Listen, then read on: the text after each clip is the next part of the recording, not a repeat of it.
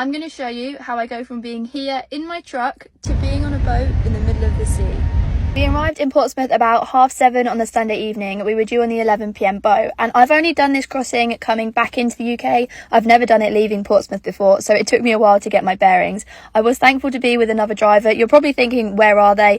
I did leave the gate pass in my truck, so I had to go in, check in separately whilst they were getting the carnet cleared in the border force bit. I did go in there briefly, but there was a very scary man in there, so I didn't want to film anything. Now, just a quick moment for my high vis, because I know everyone loves it. It is from Colour Sound, but it is basically their uniform, so you can't buy it or try and find it anywhere, unfortunately, but it's probably one of my favourite things that I wear. We started boarding the ferry about 10:30. We did leave slightly later than 11, but as you'll see in a minute, I went straight upstairs to bed, so it didn't really make too much difference for me.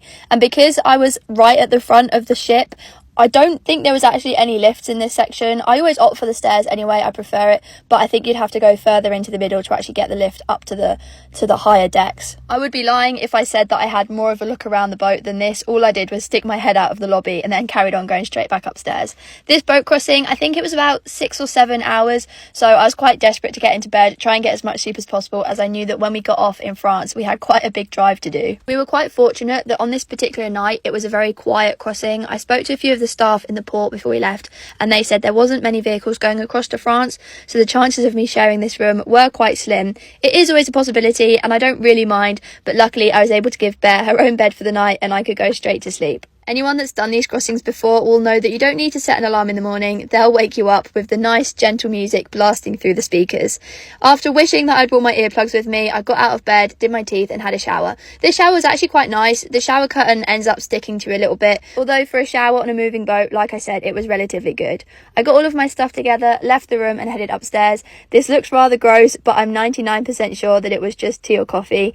I went outside onto the deck. I wanted to get some fresh air, and I'm always curious to see if I can spot anything in the distance or how dark it is, although I underestimated just how windy and cold it was out here. It had just gone about 5:30 for me, although it was 6:30 local time. I have had it in the summer where the sun is just starting to come up. This was definitely not the case on this particular Monday morning. The sun did not come up for a good few hours.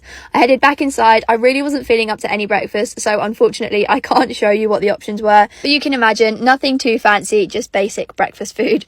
Once they made the announcement that we were able to head back down to the vehicle decks, we walked all the way along the boat and then down the steps. At the bottom we were greeted by, I guess, these motorsport trucks. I also saw some of the BMW Motorrad ones on board as well, something to do with motorbikes, I'm guessing. I don't really know that much about the motorsport industry. I'd love to sort of know more, especially if it is to do with motorbikes.